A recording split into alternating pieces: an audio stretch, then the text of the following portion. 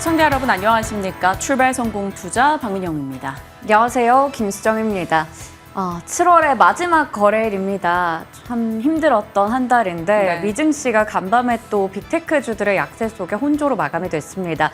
나스닥 지수가 1% 넘게 하락했고요. 테슬라와 또 엔비디아의 주가 급락이 심각했습니다. 마이크로소프트 시간외 거래에서 실적에 대한 아쉬움 속에서 6% 정도 하락하고 있거든요. 오늘 이 부분들이 국내 증시에 또 어떤 영향을 미칠지 걱정도 큽니다. 빅테크 실적을 앞둔 경계감이 짙게 드러나고 있는 시장인데 하나씩 그 뚜껑이 열리고 있습니다. 일비하게 되는 이 장세 속 우리는 어떤 전략을 챙겨야 될 것인지 들려오는 뉴스들 정리해 가면서 이야기 풀어보겠습니다.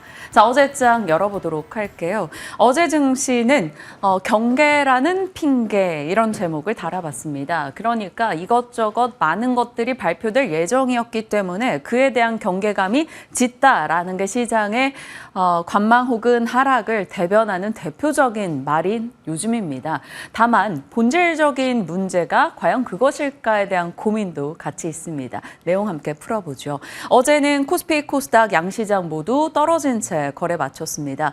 자, 코스피 외국인이 9거래일 만에 현선물 매수해줬던 어제를 되돌렸죠. 그러니까 그 전 거래일을 되돌려서 어제는 외국인 현선물 매도가 나왔고요. 반도체, 방산, 금융으로 그 매도가 집중됐습니다. 이 섹터는 그 전 거래일에 반등이 나왔던 섹터이기도 합니다. 하루 만에 이렇게 수급의 움직임, 그러니까 얼마나 대응이 어려운 장인지 여실히 와닿는 부분이기도 하죠. 테슬라의 이제 모건 스탠리가 테슬라를 탑픽으로 꼽았다라는 이슈 덕분에 테슬라가 올라줬고 LG 에너지 솔루션 등의 2차 전지 대형주는 그나마 선전하는 흐름이 있었습니다. 테슬라가 ESS 그리고 삼성 SDI가 ESS 쪽의 내용을 자극하며 장중에 ESS 종목들도 장 초반 좀 흐름이 좋았었는데 끝까지 놓고 봤을 때는 시세적으로 살아있었던 것은 한중 NCS 정도 추려볼 수가 있겠습니다. 자, 코스닥은 IT, 소부장 그리고 화장품 쪽에 매도 압력이 있었고요. 그나마 다행인 것은 에코프로 그룹주가 반등 성공하면서 낙폭을 좀 제한했다라는 게 어제 양시장의 주요 종목과 섹터 방향입니다. 자, 애플이 AI 제품군 소프트웨어 훈련에 구글의 AI 칩을 사용했다라는 외신 보도가 전달이 되면서 엔비디아 쪽에 대한 칩 경쟁력 우려감이 등장했습니다. 그래서 엔비디아와 함께 가고 있는 엔비디아 HBM 이 밸류체인에 전반적으로 투자 심리 위축을 가져왔고요. SK 하이닉스가 3% 그리고 한미 반도체가 추세선이라는 또 방어선이라는 선들을 다 이탈하는 흐름이 나타났어요. 한미 반도체 어제 6% 급락의 움직임이 눈에 띄었습니다. 자, 지금의 시장은 무주도 장세라고 썼는데 주도 섹터가 부재하다라는 겁니다. 단발성 시세만 좀 반복되고 시세의 연속성이 없는 그런 장이 이어지고 있습니다. 그 장의 핑계로 되고 있는 것이 바로 실적과 금리 결정 등의 주요 이벤트인데요. FOMC 회의, BOJ 금정위 그리고 BOE 이게 주요국의 금리 결정을 다 앞두고 있는 상황이다 보니까 그것을 보고 가겠다라는 심리가 강하고요. 이것은 빅테크의 실적 또한 마찬가지로 해당입니다. 물론 이것이 큰 이유일 수 있습니다. 그리고 실제로 빅테크의 실적의 뚜껑이 열리고 나서 그에 대한 실망 매물이 출회되는 경우가 최근 빈번했기 때문에 그것을 잡고 가려는, 보고 가려는 시각이 존재하겠죠. 하지만 시장이 가장 이렇게 힘없이 흘러가는데 본질적인 이유는 유동성 자체가 부족하지 않나라는 겁니다. 정치적 이슈든 정책적 이슈든 수급적 이슈든 간에 지금의 시장의 거래 대금은 굉장히 낮은 수준까지 떨어져 있죠. 코스닥의 최근 이제 마감 후 매번 거래 대금을 체크해 보면 5조 원대, 6조 이렇게까지 낮아져 있다라는 것에서 깜짝깜짝 놀라기도 합니다. 그러다 보니까 메말라버린 수급에서 정말 테마성 자금만 순환이 되고 있고 일부 개별 종목들 만 좀 집중되는 흐름이 나타나다 보니까 대응이 굉장히 어려운 장이 전개되고 있습니다. 그나마 이 말라버린 유동성 속에서 자금을 좀 받아가는 섹터, 꾸준하게 수급 유입이 들어오는 섹터는 제약 바이오고요. 그 가운데 중심을 확실히 챙겨주고 있는 종목이 바로 알테오젠이 되겠습니다. 자, 알테오젠에 대해선 6월 5일 SC제형의 시장을 열었다라는 점에서 머크 키트루다 이슈를 자세하게 살폈던 바가 있었습니다. 그리고 나서 치루허셉틴 바이오시밀러 혹은 테르가제 이슈, 계속해서 시장이 기다렸던 호재성 뉴스를 빵빵 터트려 주면서 알테오젠은 말 그대로 모범답지 같은 흐름으로 꾸준한 우상향을 기록하고 있습니다. 어느덧 30만 원 돌파하고 이 자리가 익숙해진 느낌, 32만 원까지 올라섰죠. 어제도 7% 이상의 급등을 시현했고요. 올해 상승률도 정말 꾸준하게 올라주는 흐름이 나타났습니다. 어제는 산도즈와의 소식이 전달되면서 추가 상승을 나타냈죠. 산도즈와 히알루로니다즈 공동개발 라이선스 계약 체결 공시 등이 있었습니다. 자, 그런데 여기서 끝이 아니다라는 게 알테오젠 주주들의 생각이겠죠. 이 이후에 하반기에 남아있는 추가 모멘텀 기다릴 게 굉장히 많다라는 겁니다. 승인 결과라던가 허가 이슈라던가요. 그러다 보니까 알테오젠은 꾸준한 시세 지킴을 보여주고 있고요. 이제 한 8% 정도 더 오르면 코스닥 총 1위 자리를 갖게 되기도 합니다. 앞으로 흐름을 지켜봐야겠죠. 자, 시장은 이러한 일부 종목과 섹터를 제외하고는 이러한 여러 가지 부담감 속에 뚜렷한 방향을 내지 못하다 보니까 선제적 포지션을 세팅하기 굉장히 어렵습니다. 그래서 일희일비하는 장이 전개되고 있죠.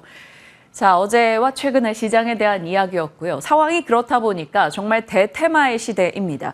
요즘 그런 생각이 들어요. 오전 10시 지나고 나서는 딱히 시장을 안 보고 있어도 괜찮겠다. 그만큼 1시간 사이에 굉장히 많은 종목들의 테마 순환이 빠르게 트레이딩이 돌고 나서는 참 재미없는 장이 전개됩니다. 주도 섹터가 부재한 가운데 엄청난 트레이딩 위주의 장세만 펼쳐지는 거죠. 트레이딩 자체도 굉장히 긍정적으로 보긴 합니다만 주도 섹터와 함께 가주는 투트랙 전략이 필요한데 그렇지 않기 때문에 시세가 너무나 어지럽게 진행되고 있습니다.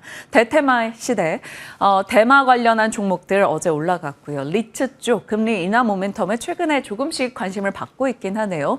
그리고 어제 정부의 14년 만에 다목적댐 건설 추진 이슈가 나오면서 4대강 보건 관련한 종목들 강세 흐름을 나타냈죠. 이화공영, 우원개발, 토목 이런 쪽에 하천공사 쪽의 종목들이 상한가를 기록했고요. 티몬 위메프 정산 지연 이슈가 계속 확장이 되다 보니까 수혜받는 섹터, 피해받는 섹터가 같이 나뉩니다. KCTC가 또 추가 상승 10%를 나타냈고요. 모두 투어나 결제 쪽에서는 어제 하락이었습니다. 요즘 시장에 떠도는 여러 가지 테마 키워드들을 한번 적어봤어요. 트럼프, 해리스, 마리아나, 큐텐, 다목적댐, 낙태법, 가상화폐, 대왕고래, 재건까지도요. 재건 나름 테마단 내에서는 꾸준합니다. 어찌 보면 시장이 가치 투자라고 얘기하는 그런 주도 섹터 종목들을 들고 있는 것보다 오히려 테마단의 종목 하나 잘 잡는 게 훨씬 더 좋은 수익이 난다라는 것을 보면서 많은 투자자들이 박탈감을 좀 느끼는 그런 장이기도 하지 않나 싶습니다. 자, 계속해서 저희가 일정을 확인해 나가고 있죠.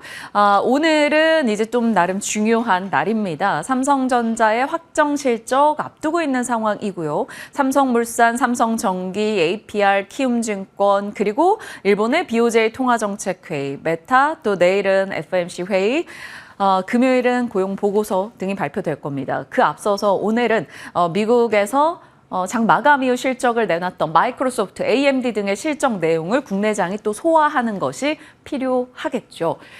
얼마 전이었습니다. 시장이 이렇게 떨어질 때 하락의 트리거가 된 것들을 이렇게 짚었었죠. 빅테크와 AI에 대한 의심이 있고 높아진 기대를 더 높게 올려주는 실적을 내놓지 않으면 시장은 실망으로 또 매물 출회로 답을 보여주긴 했죠. 국내에서도 외국인 매도도 최근 좀 거세게 나오고 있고요. 그리고 또 하나가 바로 이 엔화 강세 부분이었습니다.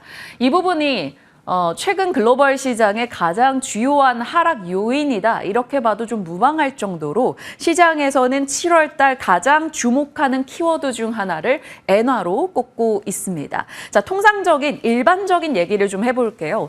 약세 통화를 대출 받아서 강세가 예상되는 통화에 투자를 합니다. 보통요. 그래야 무자본 차익 거래가 가능해지기 때문이죠. 그래서 대표적으로 꼽고 있는 게 바로 엔캐리 트레이드입니다. 안 그래도 금리가 금리가 낮은 일본에서 약세 통화를 대출 받아서 달러 강세 쪽에 베팅을 하는 거죠. 달러 자산에 투자를 한다. 대다수가 그것이 바로 미국의 빅테크 종목이었을 것으로 시장은 추정하고 있습니다. 그런데 이 엔캐리 트레이드가 진행이 계속되려면 전제는 엔화가 약세여야 한다라는 것인데 최근 들어서 엔화 강세의 움직임이 포착되고 있죠. 엔화 강세 시 환손실 등의 여러 가지 손해를 보게 됩니다. 그러다 보니까 엔화 강세 움직임 속에서 엔캐리 트레이드를 청산하는 움직임이 나오고 그것이 바로 빅테크로 대변되는 성장주에 대한 매도 움직임이 나타나고 있죠. 이것이 바로 최근 시장에 가장 주요하게 꼽히는 하락 요소 중 하나입니다.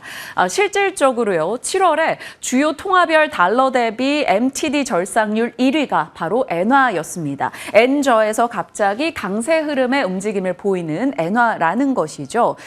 이것이 바로 나스닥의 차트인데요. 정말 꾸준하게 올라오다가 7월 11일경에 이렇게 한 번 2% 하락이 나타나고 나서 7월 달 들어 단 하루도 빠지지 않고 올랐던 흐름이 이때를 기점으로 꺾였습니다. 꺾이면서 계속해서 나스닥은 고점 대비 10% 정도 흘러내리고 있는 상황이죠.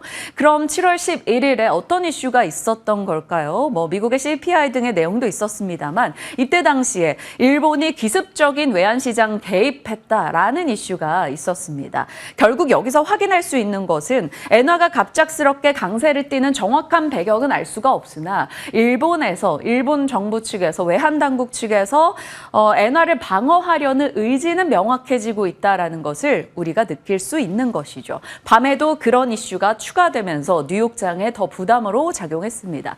일단 일본의 신임 재무관이라는 미무라 아스씨가 엔화 약세는 장단점이 있으나 지금으로서는 단점이 장점보다 두드러지고 있다라는 점, 그리고 외환 개입 필요하다면 하겠다라는 코멘트가 보도되기도 했습니다. 그리고 니케이 신문을 비롯한 일본의 주요 언론에서 이번에 있을 BOJ에서 금리를 올릴 것인데 15년 7개월 만에 기준금리 0.25%까지 인상한다. 그러니까 예상보다 더 큰 폭의 금리 인상을 할 것이다 라는 얘기가 자꾸 흘러나오고 있습니다. 정말 오랜만에 올해 3월이었죠. 일본이 금리를 올렸었는데 이번에는 그 예상폭보다 더 크게 올릴 것이다 라는 이야기가 나오고 있습니다. 거기다가 2013년도 이후 계속해서 양적 완화 정책을 펼치고 있었던 일본 측에서는 양적 긴축도 고려하고 있다라는 내용이 들려왔어요. 결국 엔화 강세에 대한 이야기가 흘러나오고 일본의 마이너스 금리가 끝나고 그 뒤로 금리 인상 쪽으로 가파른 긴축이 나올 수 있다라는 우려감 등이 반영되면서 뉴욕장은 또다시 그 충격을 받아갔습니다. 자, 일본 언론의 이런 이슈 영향이 있었고요. 또 하나가 바로 지정학적 리스크인데요. 이스라엘군이 레바논 수도에 보복 공습을 했다. 그래서 헤즈볼라 사령관을 제거했다라는 주장을 내걸고 있습니다. 실질적으로 사망 여부는 물론 시간이 지나고 확인되는 뉴스로 보셔야겠습니다만 일단 일본의 이러한 이슈 그리고 지정학적 리스크가 고조되면서 뉴욕 증시는 또다시 흔들렸습니다. 안 그래도 AI 쪽에 대한 의심이 있었던 상황에 이런 여러 가지 리스크가 등장하며 AI 순환 시대가 나타난 거죠. 나스닥이 1.2% 이상 빠졌습니다. 반도체 쪽 엔비디아를 필두로 한 필라델피아 반도체 지수가 4% 가까이 밀리면서 나스닥의 하락을 좀 촉발시켰다라고 볼 수 있겠고요. 에너지와 금융주가 강세 흐름을 나타내며 그나마 다우는 상승을 지켜낼 수 있었다. 이렇게 보시면 되겠습니다. 그 밖에 지표로 봤을 때는 졸츠 보고서 등의 내용이 전달이 됐는데 전체적으로 시장에 이렇다 할 임팩트 있는 내용은 없었고요. 고용률이 하락하고 있고 주택 구매 계획이 떨어지고 있고 여행 지출을 축소하고 있다. 전반적으로 물가가 좀 잡혀가는 쪽에 이야기가 나오는 것이고 자칫 여기서 한 발 더 내딛으면 침체에 대한 우려를 야기할 수는 있습니다. 이 부분을 염두에 둬야 되겠고요. 자, 상황이 이렇다 보니까 안전자산에 대한 선호 현상이 나타났죠. 기술주 매도 그리고 국채와 금을 매수하는 움직임이 확인됐습니다. 종목으로 보면 상승 특징주 하나라도 좀 넣고 싶었는데 찾기가 좀 어려웠습니다. 엔비디아 애플의 구글 AI 칩 사용, 어제 국내장에 반영된 뉴스이죠. 이것이 엔비디아에도 역시나 이제 적용이 되면서 7% 급락으로 진행이 됐습니다. 엔비디아뿐 아니라 주요 반도체 종목들이 전반적으로 흔들렸고 반도체 장비주도 같이 떨어졌네요. 아무래도 엔캐리 트레이드 청산 이슈 속에 그 수급적인 영향도 분명 있었을 것이라는 시장의 분석도 있습니다. 테슬라 같은 경우는 타이밍이 좋지 못했어요. 후드 열림 결함이 발생했고 리콜이 입니다. 이것이 뭐 센터에 들어가서 리콜을 하는 것이 아니라 무선으로 리콜이 가능한 내용임에도 불구하고 우선적으로는 시장은 좋지 않은 타이밍에 리콜이라는 키워드를 달았기 때문에 4% 정도 빠지는 흐름이 나타났고요. 그리고 머크, 우리 시장에서는 머크 하면 떠오르는 종목이 바로 알테오젠이죠. 이 머크 실적을 앞두고 어제 알테오젠이 산도즈 이슈와 함께 같이 올라섰는데 밤사이 머크가 실적을 내놓고 급락으로 진행이 됐습니다. 올해 전망이 기대 이하다라는 소식이 전달이 됐는데 바이오텍 인수 관련한 자금 때문에 기대 이하였다라는 분석이 실시간으로 더해지고 있고요. 오히려 알테오젠과 연결되는 퀴트루다 매출 같은 경우는 2028년도에나 달성할 것으로 봤었던 규모인 10조를 충분히 한 분기 만에 달성했다라는 뉴스가 있었기 때문에 머크의 급락이 알테오젠의 충격으로 이어지진 않을 것이다. 이런 시각 등이 나오고 있습니다. 머크의 시세도 잘 참고하셔서 오늘 알테오젠 한번 보시죠. 자, 뉴욕장 혼미하게 진행이 됐어요. 오른쪽에서는 유가가 사흘째 떨어지고 있다 보니까 항공주 올라섰고요. 리츠 종목들, 또 해리스 트레이드 진행이 되고 있네요. 마리화나 음식료, 주택 강세였고요. 석유가스, 에너지 쪽의 흐름이 조금 있었는데요. 주로 언급을 해본다면 가스 종목들이 강했습니다. 급등했던 종목들은 거의 다 천연가스와 관련된 종목들이었고요. 방산주는 아무래도 지정학적 리스크가 고조되니까 또 시장이 흔들리니까 방어적 성격에서 올라갔습니다. 떨어진 쪽에서는 반도체, 태양광, 로봇, 전기설비, 자율주행, 구리, 리튬. 상반기에 관심을 많이 받았던 분야에서 여지없이 떨어지는 흐름이 있었고요. 일라이릴리 역시나 하락이었죠. 앞서 봤던 머크 여기 들어가 있고요. 화이자 같은 경우는 실적이 괜찮았습니다. 가이던스도 좋았기 때문에 올라서는 흐름이 눈에 띄기도 했네요. 자, 실적이 나왔던 기업들, 주로 시간 외에서 실적 내놓은 기업들 넣어봤는데 마이크로소프트는 실적, EPS나 매출 나쁘지 않았습니다. 하지만 클라우드 부분이 예상을 하회했다. 애저 클라우드 쪽에 실망감에 좀 급락하는 흐름이 시간 외에서 나타났는데 그래도 낙폭을 줄여서 현재 시간으로는 3% 정도로 낙폭 축소한 상황입니다. 반면에 AMD 같은 경우는 예상에 부합하는 혹은 예상에 상회하는 각 분야별 실적을 내놨습니다. 그러면서 시간 외에서 급등 흐름이 있었어요. 오늘 과연 국내 종목들이 이 맞소의 반응을 할지 AMD의 반응을 할지 좀 지켜봐야 될 것 같습니다. 태양광 쪽의 퍼스트솔라는 양호한 실적을 내놨음에도 가이던스에 큰 변화가 없었다라는 것에서 조금 중립적인 흐름이 있었고요. 스타벅스는 실적 내용을 뜯어보면 부진했습니다. 그런데 기대치가 없었기 때문일까요? 일단은 시간 외에서 오르는 모습이 확인됐고요. 핀터레스트는 급락, 장중에 코닝이 가이던스가 기대에 하회했다라는 소식이 있었고요. 루멘테크놀로지의 광섬유 지분을 10% 판다라는 뉴스가 있었습니다. 그러다 보니까 주가가 코닝이 한 6% 빠졌고요. 그 지분을 사가는 루멘테크는 장중 70% 이상까지 폭등하는 흐름도 눈에 띄었습니다. 종가상으로는 30% 정도죠. 데이터 센터 등의 필수적인 광섬유이기 때문에 그 사업부에 대한 이동이 아마 이런 영향을 좀 주지 않았을까 싶고요. 코닝 같은 경우는 유리기판 사업 진출 이슈도 있었던 만큼 국내에서는 가끔 유리기판 종목을 체크할 때 이 종목이 급등하면 영향을 조금 일부 센티적으로 받긴 하는데 유리기판 쪽 연결이 될지는 잘 모르겠습니다. 일단은 체크해 두시길 바랍니다. 자, 시장의 관심은 상반기에는 AI 투자가 이만큼 일어날 만큼 AI가 성공하고 있대라는 것이었다면 하반기에 들어와서는 AI 투자 이만큼 하는데 돈은 언제 벌래? 이렇게 관심이 좀 바뀌고 있습니다. 그런 맥락에서 최근에 발표되고 있는 빅테크 기업에서 계속 그러한 의심을 시장은 더해가고 있는 거겠죠. 마이크로소프트도 마찬가지입니다. 오늘은 AI 투자를 그만큼 해서 수익을 어떻게 낼래라는 쪽에 좀 더 초점이 맞춰진 느낌이고요. 매출액과 EPS 같은 경우는 컨센 대비 상회하는 수치를 내놨습니다만 이 부분이 문제였습니다. 컨센이 31% 증가할 것으로 봤던 클라우드 쪽, 그런데 29% 증가에 그쳤기 때문에 시장은 조금 민감하게 반응하는 모습 나타났습니다. 다만 시간 외에서 낙폭을 좀 줄이고 있는 것은 그나마 긍정으로 볼 수 있겠죠. 자, AMD는 2분기 데이터 센터 매출이 폭등을 했다라는 것에서 시간 외 환호하는 흐름이 있었고요. AMD는 AI 가이던스 3개분기 연속해서 상향 조정하는 흐름이 있었습니다. 자, 마이크로소프트는 AI에 엄청난 돈을 투자하는 자이고요. 이쪽 AMD나 혹은 엔비디아 같은 경우는 돈을 또 그걸로 인해서 벌어들이는 자입니다. 실적에서는 조금 명확하게 차이가 드러나고 있는데요. AMD의 시간의 강세가 국내 반도체에 좀 힘이 돼줄 수 있을지, 아니면 엔비디아 진영의 흔들림과 마이크로소프트 이런 AI 수익 축소에 대한, 투자 축소에 대한 우려가 반도체를 끌어내릴지 어떨지, 오늘 반도체 섹터 향방이 굉장히 궁금해집니다.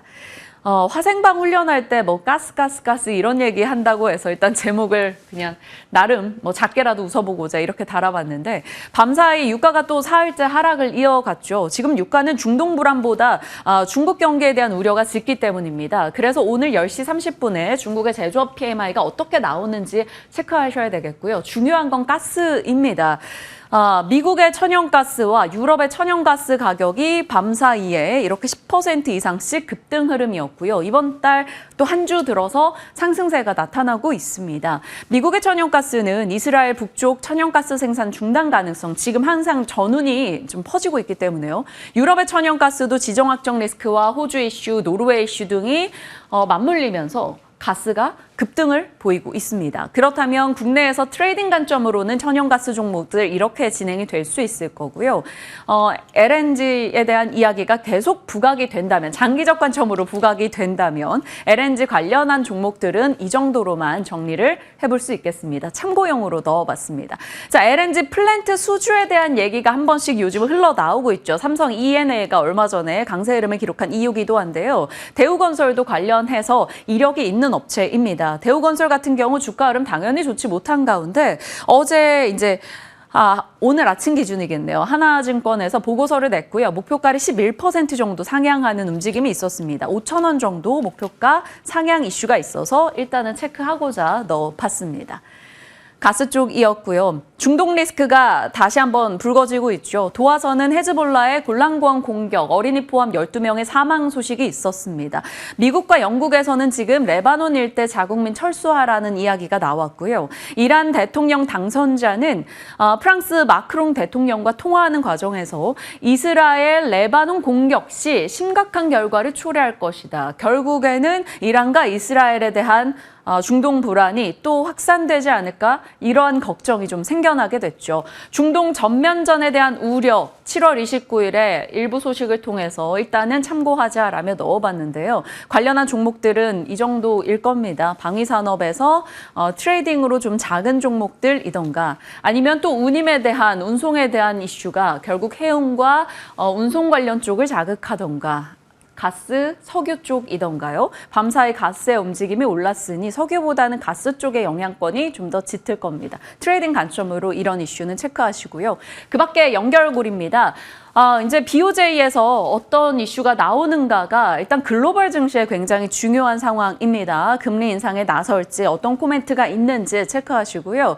마이크로소프트와 AMD 실적에 대한 엇갈린 시간의 반응, 국내가 어디에 동조화할 것인지 확인이 필요합니다. 하나에어로스 2분기 영업이익 역대 최대, 시장 예상 대비 66% 상회 언론 보도가 있었고요. 하나증권에서는 하나시스템 목표가를 상향했습니다. 다른 방산 대비 그리 좋은 실적이었는가에 대한 의문은 있으나 추후에 이익 훼손 가능성은 조금 낮다라는 지적입니다. 어제 장 마감 이후 에코프로그룹주들 실적 내놨는데 그리 좋지는 못했습니다만 워낙 기대치가 낮았기 때문에 어떨지는 모르겠습니다. 단독 뉴스입니다. 포스코 인터가 SG와 손잡고 우크라 아스콘 시장에 진출한다. 그러니까 재건 뉴스가 계속 나오고 있다라는 것이고요. 일단 포스코 인터는 단독 뉴스니까 주의하시면서 보시고요. 하루 오르고 하루 내린 은행주, 하나증권에서 은행 대환원의 시대라며 비중 확대 의견을 제시하기도 했는데요. 탑픽은 신한지주, 우리금융지주. 밤사이 미국에서 은행주가 올랐던 만큼 국내가 이 보고서에 반응할지 정도 염두에 두시길 바랍니다. 숨가쁘게 시장 들려왔던 소식들 점검해봤고요. 뭐니 해도 요즘 제약바이오가 그래도 가장 꾸준해서 오늘 또 저희가 그걸 중요하게 다뤄보죠. 네, 7월 초에 브리핑할 때 하반기는 대제약 바이오의 시대인가요? 이렇게 브리핑한 적이 있었는데 그대로 7월 한 달 잘 이어가는 것 같습니다. 좀 더 자세하게 다뤄보도록 할게요. 이렇게 제약 바이오가 오르는데 정말 많은 모멘텀이 있습니다. 금리 인하에 대한 기대감, 기술 이전과 수출, 미국의 FDA 승인 대기하고 있거나 받은 기업들도 있겠고요. 미국의 생물보안법 관련해서 CDMO 쪽도 수혜주로 많이 거론이 됩니다. 이외에도 활발하게 진행되는 M&A 그리고 ADC 같은 부분, 비만, 당뇨, 탈모 같은 테마적인 성격, AR까지 확인해 볼 수가 있겠죠. 섹터 전반적으로 리레이팅이 되고 있다라는 말씀을 드린 바가 있습니다. 자, 이 부분이 증명이 되고 있는 요즘이 될 텐데요. 하반기에는 비만 당뇨 치료제 관련주들이 정말 많이 올라갔었죠. 펩트론이 시세를 먼저 주도하면서 그 뒤를 따라서 여러 종목들이 올라왔고요. 이러한 종목별로 순환매가 지속이 되고 있는 상황입니다. 계속 관련해서 후발주자들을 찾는 모습들 보이고 있고 그 뒤를 이어서 CDMO 쪽 많이 부각이 되고 있죠. 대표적으로 삼성바이오로직스나 이러한 기업들이 많이 부각되고 있습니다. 그 다음 주자에 대해서도 우리가 또 빠르게 찾아야 되겠죠. 먼저 글로벌 비만 치료제 시장은 2030년에 100조 원 규모로 성장할 것이다라는 얘기 나옵니다. 앞서 말씀드렸던 대장주들이 약간 쉬어가더라도 후발주자 성격을 띠고 있는 신신제약이나 DX, VX 같은 종목들이 어제 시장에서 강하게 올라갔습니다. 그리고 오스코텍 같은 경우에는 비만 치료제 쪽은 아니지만 따로 떼서 본다면 지금 이 시장에서 많은 종목들이 또 굵직한 종목이 신고가를 내고 있는 가운데 오스코텍 신고가 영역까지 또 도전할 수 있는 얼마 남지 않은 종목인데요. 어제 4%대 강세 보여줬습니다. 이 알츠하이머 치료제 목표로 하고 있다라는 부분 체크해 볼 수 있겠고요. 앞서 말씀드렸던 CDMO 기업들은 지금 대형주가 잘 증명하고 있죠. 삼성바이오로직스가 어제도 신고가 96만 원 장중에 기록하기도 했습니다.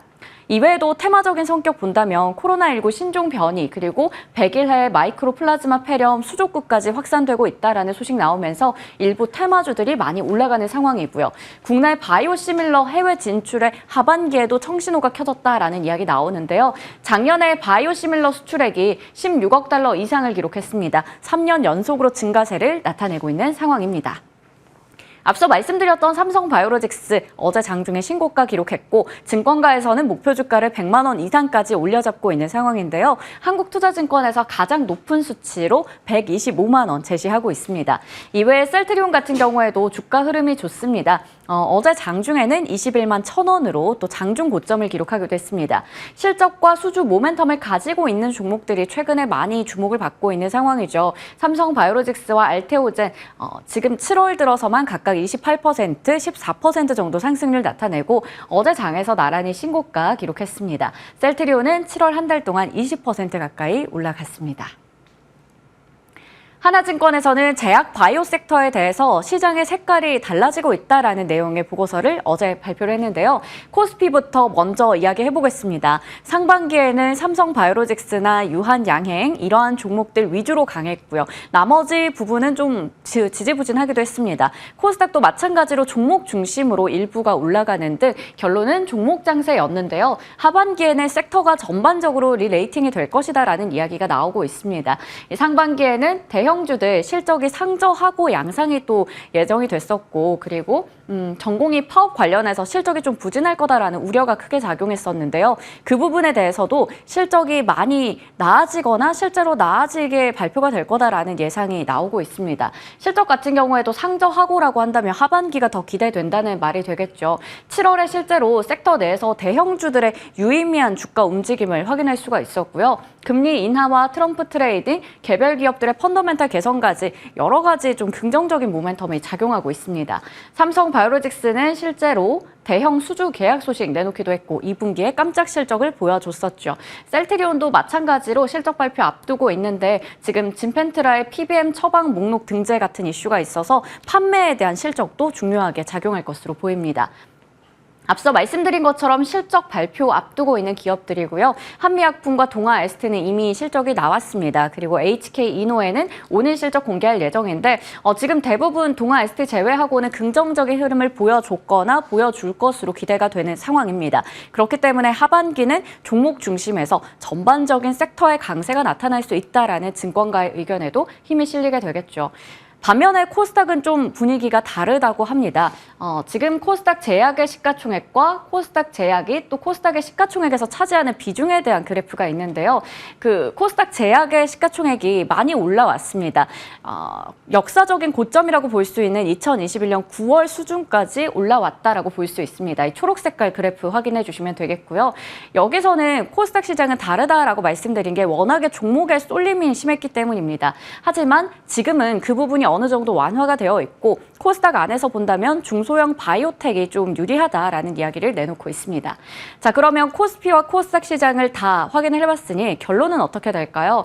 코스피 제약 바이오 전반적으로 긍정적인 투자 의견을 내놓고 있었습니다. 하나증권의 보고서 계속 이어서 확인하고 있는 중이고요. 삼성바이오로직스는 하반기에도 호실적 5공장의 수주 활동에 대한 기대감, 그리고 셀트리온은 앞서 말씀드렸던 진펜트라 본격적으로 판매되는 거, 실적에 연결되는 부분 중요하고요. 한미약품은 2025년에 주요 파이프라인의 임상 결과 발표를 앞두고 있는 상황입니다. 이외에도 대웅제약부터 HK이노엔, JW중해제약, 그리고 동아에스테까지 또 투자 포인트들 각각 참고해 보시면 좋을 것 같습니다. 어제 알테오젠이 또 역시 대단하다라는 또 면모를 보여줬습니다. 7%가량의 상승으로 마감이 됐었는데요. 알테오젠이 산도스와 함께 히알루로니다제 공동개발과 기술 수출 계약과 관련된 공시를 냈습니다. 2022년에 체결했던 기존의 라이선스 계약을 대체하거나 또 확대한다라고 해석할 수 있겠고요. 단계별로도 마일스톤 받아갈 수 있고 산도스 의약품 특정 마일스톤부터 판매 로열티까지 수취가 가능하다라는 점에서 긍정적으로 해석할 수가 있겠죠. 올해 들어서 무려 주가는 225% 정도 상승률 나타내고 있습니다. 어제 장중에 32만 2천 원으로 또 한 번 신고가 기록했고 7월 들어서 외국인과 기관도 이쪽을 많이 관심 있게 봤다라는 게 확인되는 수급입니다. 52주 신고가 기록했던 다른 종목들도 시세는 적어봤습니다. 녹십자부터 ABL 바이오, 리가캠 바이오까지 올라갔다라는 부분 확인하고 가도록 할게요. 국내 증시에서 주요 제약바이오 관련한 지수의 등락률입니다. 상반기에는 앞서 말씀드린 것처럼 코스피 쪽은 종목 중심이 좀 강했습니다. 그러다 보니 코스피 의약품 지수와 코스피 200 헬스케어는 오히려 하락률을 기록하고 있죠. 하지만 하반기에는 월등히 코스닥 쪽보다 더 높은 수치 나타냅니다. 이제 7월 한 달밖에 되지 않았는데 말이에요. 하반기에는 정말 이 코스피 중심으로 혹은 제약바이오 섹터 전반적으로 우리가 긍정적인 시각을 가져도 되는지가 궁금한데요. 어떻게 보면 지금 반도체 쪽이 쉬어갈 때 또 다른 대안주가 될 수 있다라는 평가를 받기도 하거든요. 주도주가 될 수 있는 상을 가려볼 필요가 있겠죠. 옥석 가리기 중요해 보이는데 오늘 전략 챙겨가도록 하겠습니다. 수앵커의 더보기입니다. 계속해서 시장에서는 여러 테마 쪽으로 수급이 쏠리는 가운데 댐 관련된 부분이 또 주목을 받고 있습니다. 정부에서 14년 만에 다목적 댐을 추진하겠다라는 소식 나왔는데요. 기후 대응댐 관련해서 권역별 후보지 14곳을 발표했고 결국에는 지금 이상 기후 속에서 물그릇이 필요하다라는 거겠죠. 용인 반도체 클러스터 같은 게 늘어나면서 또 첨단 산업의 물 수요 확보에 있어서도 중요한 의미가 되겠습니다. 어제 댐 관련해서 시멘트, 특수건설 등등이 많이 올라갔는데요. 시간 외 거래에서는 이렇게 일부 종목들 간의 차이가 있긴 했습니다. 테마주석인 성격으로 끝날 것인지 아니면 시세가 또 이어질 수 있을지도 체크해 보시길 바라겠습니다. 시장이 참 어렵습니다. 들려오는 소식은 그 가운데 너무나 많죠. 어떤 뉴스에 반응할지 참 가늠이 안 되는 장인데 함께 고민하면서 방향 설정해 나가겠습니다. 지금부터 함께 하시죠.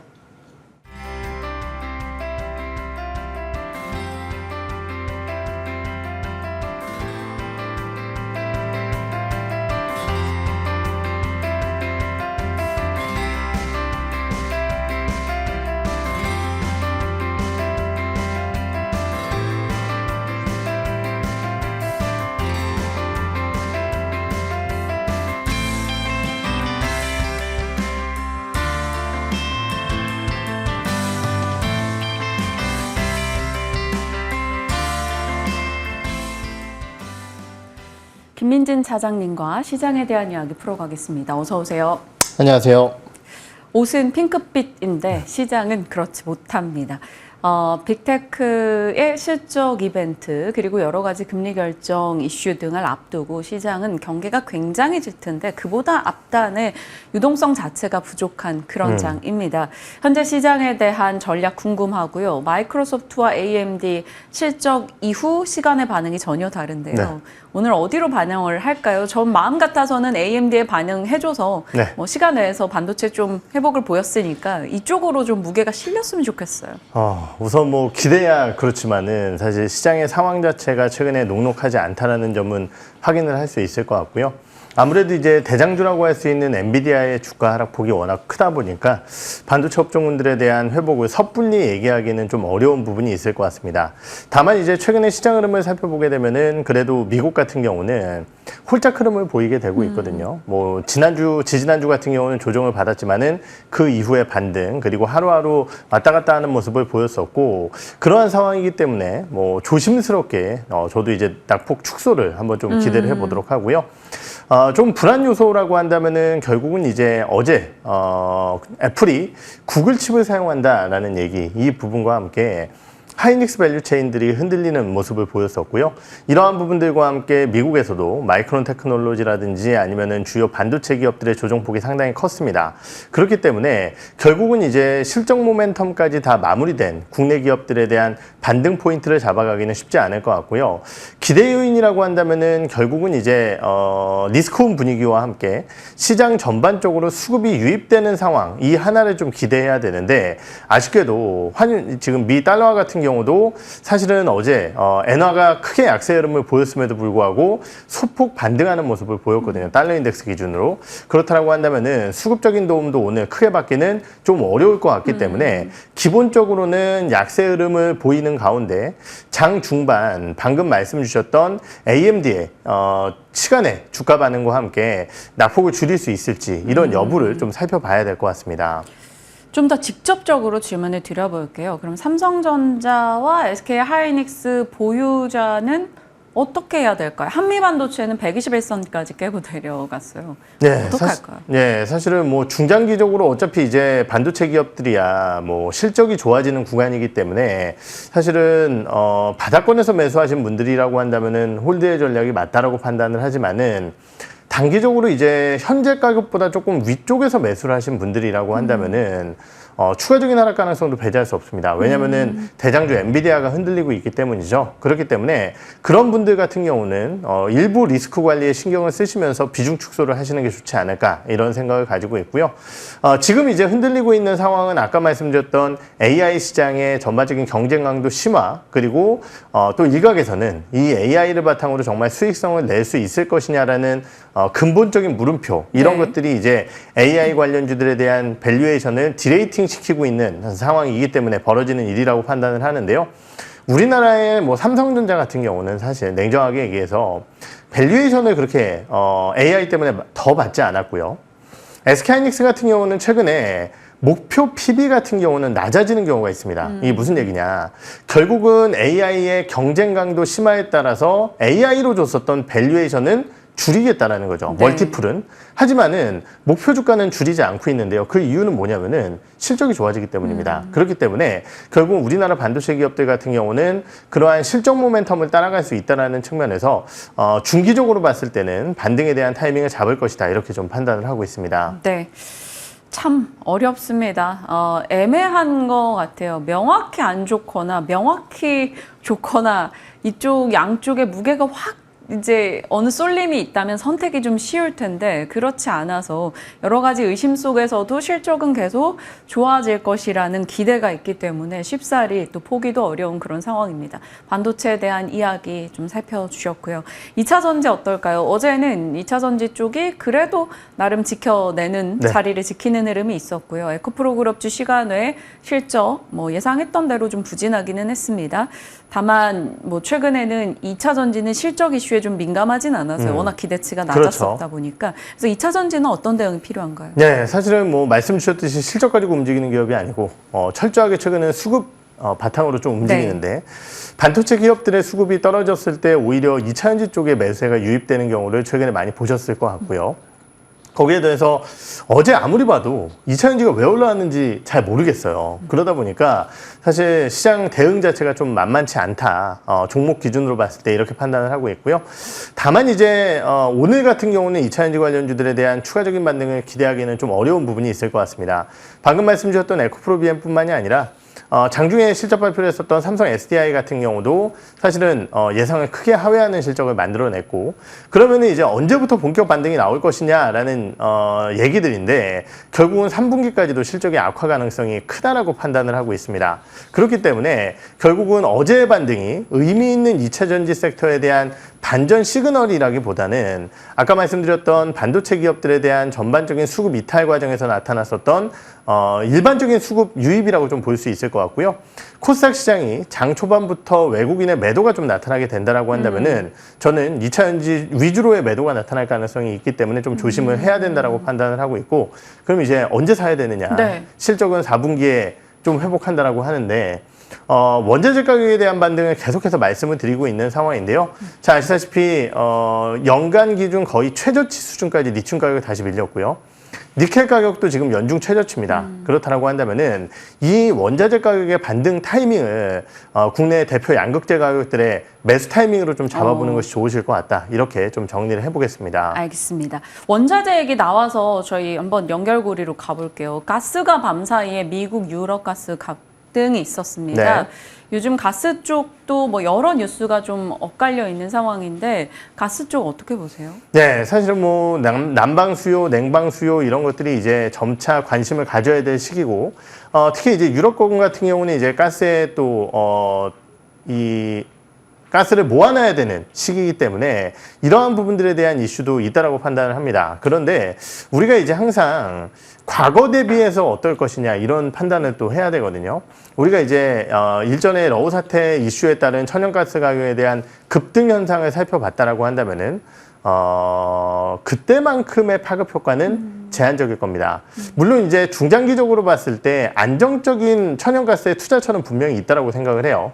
가스 저장소라든지 아니면 LNG 가스 운반선이라든지 이런 것들에 대한 기대 요인은 유효하다라고 판단을 하지만은 네. 우리나라의 에너지 관련주들은 사실 그러한 이슈보다는 GS 이런 거 트레이딩 그렇죠. 쪽으로. 그리고 사실은 이제 영일망 관련된 이슈로 대왕고래 움직이고 이슈, 있는 네. 상황이기 때문에 사실은 뭐 천연가스 가격 때문에 움직인다 이 부분보다는 그 대왕고래와 관련된 이슈들, 뉴스 소식 이러한 부분들에 더욱더 민감하게 반응할 가능성이 높다 이렇게 판단을 하고 있습니다. 그럼 철저한 좀 트레이딩으로 대응해야 그렇죠. 되는 맞습니다. 거예요. 그럼 대왕고래 이슈나 뭐 가스 이슈나 그리고 개별 뭐 SG와 이제 뭐 우크라 진출한다라는 뭐 이런 포스코 인터가 거기에 다 엮여 있거든요. 네. 단독 뉴스긴 합니다만 이것도 보유자시라면 포스코 인터인데도 그냥 좀 트레이딩으로만 아직 접근할까요? 물론 이제 최근에 이런 부분이 있어요. 시장이 좀 어렵다 보니까 뭔가 테마주들 이런 쪽들이 단기적으로 시세를 강하게 뽑는 경우들이 많이 발생이 네, 되고 있습니다. 맞아요. 그렇기 때문에 그런 종목군들을 단기적으로 접근하시는 건 좋다라고 생각을 하는데 중장기적인 접근 전략 자체는 아직까지는 미흡한 뉴스다. 저는 그렇게 판단을 하고 있습니다. 알겠습니다. 좀 단기적 시각으로 접근해 보자라는 것이고요. 이제 제약바이오로 넘어갈게요. 하반기는 그냥 제약바이오가 가장 안전한 선택지였을까요? 제약바이오에서 뭐 기존의 특정 종목들의 강세만 돋보였던 것이 아니라 전반적으로 괜찮은 흐름이 나오고 있고 그 가운데 유독 돋보이는 건 돌고 알테오젠이 네. 또다시 가는 현상입니다. 알테오젠의 어제 상승도 굉장히 대단하다 느꼈는데 이 알테오젠 비롯해서 제약바이오 전략 주세요. 네, 뭐 제약바이오의 전략은 지금 한 5, 6개월째 똑같은 전략을 여러분들께 드리고 있는 것 같습니다. 우선 알테오젠 같은 경우는 어제 이제 산도스의 추가적인 바이오시밀러 파이프라인에 히알루로디나제 이것을 이제 적용한다라는 소식과 함께 주가가 강세 흐름을 보였었는데요. 그만큼 지금 머크라든지 산도스와 같은 유명한 기업들이 이 회사의 피하주사 제형에 대한 기술력을 확보하고 있다는 측면, 이것으로 봤을 때 지금 뭐 코스닥 시총 1위를 넘볼 수 있을 만한 굉장히 강력한 수급이 유입되고 있다고 보는 게 맞을 것 같고요. 사실 알테오젠 주가가 너무 많이 올라왔기 때문에 부담감이 있다라고 한다면은 사실은 어떤 종목을 봐야 될 것이냐, 뭐 이슈로 봤을 때는 비만 치료제 보는 게 맞을 것 같다는 판단이 들고요. 거기에 더해서 그냥 묻지 말고 시가총액 상단주 보자 이런 말씀을 드렸었는데요. 지금 코스닥 바이오 시가총액 상단주라고 한다면은 니가캔 바이오라든지 아니면 삼천당 제약, 휴젤 같은 경우도 바이오텍에 들어갈 수 있을 것 같고요. 네. 거기에 더해서 이제 ST팜 이런 기업들이 있기 때문에 결국은 이제 외국인들이 주도하는 시장이라고 한다면은 외국인들은 시가총액 상위주 접근을 하게 될 것이거든요. 네. 해당 종목군들 위주로 접근 전략을 펼치시는 것이 좋으실 것 같습니다. 네, 말씀 주신 종목들 위주의 전략을 계속 주고 계시고 7월 시작과 동시에 삼바에 대한 긍정의 시각도 주셨던 바가 있기도 합니다. 제약바이오에 대한 긍정적 시각 유지하며 관련된 종목 압축해 주셨는데요. 사실 다음 질문이 디스플레이였는데 시장 질문에 저희가 시간을 굉장히 많이 할애하다 보니까 이제 차장님의 픽 종목으로 곧장 넘어가도록 하겠습니다. 디스플레이는 조만간 다시 다뤄볼게요. 오늘 종목이 경동나비엔 더워 죽겠는데 갑자기 뭔가 보일러 쪽 얘기를 들으니까 문득 왜죠? 네, 좀 낯설기도 하죠. 근데 이제 제가 시장의 투자 포인트적인 측면에서 봤을 때 이런 말씀을 많이 드렸던 것 같아요. 결국 지금은 수출, 그리고 그 수출에 미국에 많이 나가야 된다 이런 말씀을 드렸던 것 같은데요. 경동나비엔 같은 경우는 수출 비중을 계속 늘려나갔었던 기업이고 작년 기준자로 60%가 넘는 수출 비중을 보유하고 있는 기업입니다. 그런데 그 수출액 중에 70% 가까이가 미국에서 나타나고 있기 때문에 거의 절반이 조금 안 되는 금액으로 매출에 미국 수출이 좀 나타나고 있는 기업이기 때문에 네. 최근 나타나고 있는 환율과 전반적인 흐름 긍정적이다라고 볼 수 있을 것 같고요. 이 회사가 진행하고 있는 사업은 미국의 온수기 사업이 이제 대부분인데요. 지금 이제 이 미국의 온수기라든지 아니면 여러 가지 이제 냉난방 공조는 가스나 이런 연료를 많이 사용을 하고 있습니다. 그런데 결국은 이제 미국의 탄소제로, 물론 이제 친환경 관련주가 어떻게 될지는 모르겠지만은 결국은 미국 내에서도 이 전반적인 제품군들의 전력원이 전기로 바뀌고 있는 상황입니다. 그러한 측면에서 동사의 히트펌프라든지 아니면은 여러 가지 하이브리드 온수기나 보일러 제품 이런 쪽에 대한 수요가 점차 늘어날 가능성이 있기 때문에 탈탄소와도 맞물려 있는 기업이다라는 측면에서 관심 있게 한번 지켜보시는 것이 좋으실 것 같습니다. 목표 라인 71,000원 저희한테 주셨고요. 손절가 54,000원 살펴주셨습니다. 아메리칸 드림이 요즘에 시장에 또 올해 주축 트렌드였었는데 그 가운데 미국 수출 비중이 높아지고 있는 경동나비엔 살펴주셨습니다. 저희도 관심권역에 두고 꾸준히 체크해 나가도록 할게요. 요즘에 정수기도 해외 진출이 수출이 늘어나고 있다 이런 얘기도 많이 들리기도 하는데 여러 가지에서 미국 향 아이디어를 찾아보시길 바랍니다. 자, 김민진 차장님과 함께했습니다. 고맙습니다. 네.